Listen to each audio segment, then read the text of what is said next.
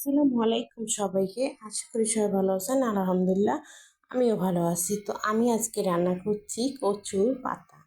তো এখানে কচুর পাতা ডাটা দুইটাই ছিল, সঙ্গে ছিল রসুন, মরিচ, রসুন, পেঁয়াজ, আলু, আর ছিল এদিকে মসুরির ডাল। তো মসুরির ডালটা কিন্তু আমি ধুয়ে আগে রেখে দিয়েছিলাম।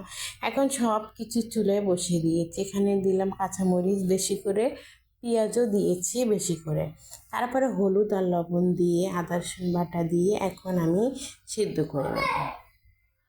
তো এভাবে যখন আমি রান্না করতেছি, এখানে কিন্তু আমি তেল দিই নাই। এটা সিদ্ধ হয়ে গেলে তারপরে আমি বাগাতের সময় তেল দিয়ে দেব। তো পুরো ভিডিওটার সঙ্গেই থাকবেন, আশা করি ভালো লাগবে আপনাদেরও, আমারও ভালো লাগবে। তো এই রান্নাটা কিন্তু আমার খুবই ভালো লাগে, তো আমি প্রায় সময় খাই। তা আজকে অনেক দিন পরে রান্না করতেছিলাম, তাই ভাবলাম একটু ভিডিও করে আপনাদের দেখাই। তো দেখুন, এই যে একবার আমি নেড়ে দিয়েছি, এখন আরেকবার নাড়তেছি। খুব সুন্দর সিদ্ধ হয়ে গেছে। তো এত সুন্দর সিদ্ধ হয়েছে যা বলার বাইরে। এখন আমি এগুলাকে ডাল ঘুটনি দিয়ে কিন্তু সুন্দর করে ঘুটে নেব, তাহলে খুব সুন্দর সিদ্ধ হয়ে যাবে। তো এই যে আমি ঘুরতেছি ডাল ঘুটনিটা দিয়ে, ওটা হয়ে গেছে। ক্যামেরা বন্ধ করে আমি ঘুটেছি, কারণ একা একা তো আর সব কিছু করা যায় না এক হাত দিয়ে। আর ডাল ঘুটনিটা ধরলে কিন্তু দুই হাত দিয়েই ঘুরতে হয়। এদিকে হচ্ছে বেশি করে পেঁয়াজ আবারও রসুন দিয়ে সুন্দর করে আমি ভেজে নেব তেল দিয়ে। তো তেল কিন্তু আমি পরিমাণ মতোই দিয়েছি, তো কেউ ভাববেন না যে কম বেশি দিয়েছে। যতটুকু প্রয়োজন আমি অতটুকুই দিই, তো আজকে না সব সময়। তারপরে এদিকে এই যে দেখুন, এখন আমি ভেজে নিচ্ছি সুন্দর করে।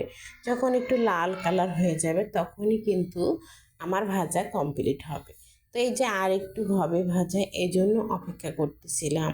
তো আর একটু হয়ে গেলে এই যে এখানে মাঝখানে একটু জিরা আমি দিয়ে দিয়েছি। তো জিরাটা দিলে খুব সুন্দর একটা ঘ্রাণ আসে, এই জন্য আর কি জিরাটা দেওয়া। তো আপনাদের যদি মন না চায় না দিবেন, কোনো সমস্যা নাই, কিন্তু দিলে খুবই ভালো হয়। আবার সঙ্গে শুকনো মরিচ দিলে আরও ভালো হয়, তো আমি দিইনি। এমনি আমি অনেক কাঁচামরিচ দিয়েছি, এই জন্য দিলাম না। তারপরে এই তো আমি এখন বাগার দিয়ে দিচ্ছি। তো আমার বাগার দেওয়াটা কেমন লাগছে আপনাদের কাছে জানি না, কিন্তু আমার কাছে খুবই ভালো লাগলো দেখতে। তো খেতেও তো মাশাআল্লাহ ভালো হয়েছে। তো এই যে সুন্দর করে এখন একটু পানিটা আমি শুকিয়ে তারপরে কিন্তু নামিয়ে ফেলবো। তো এভাবে কিন্তু কচু রান্না করলে খুবই ভালো লাগে।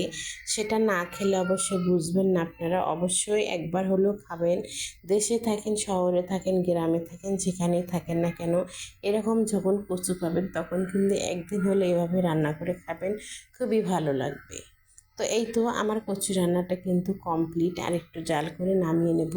তাই ভাবলাম আপনাদেরকে একটু দেখাই দিই, দেখুন কত সুন্দর লাগতেছে। তো এই তো রান্নাটা মোটামুটি কমপ্লিট হয়ে গেল। এখন কিন্তু আমি এই চুলা বন্ধ করে নামিয়ে তারপর বাটিতে বেড়ে আপনাদেরকে দেখিয়ে দেব। অবশ্যই কিন্তু মাশাল্লাহ বলতে ভুলবেন না।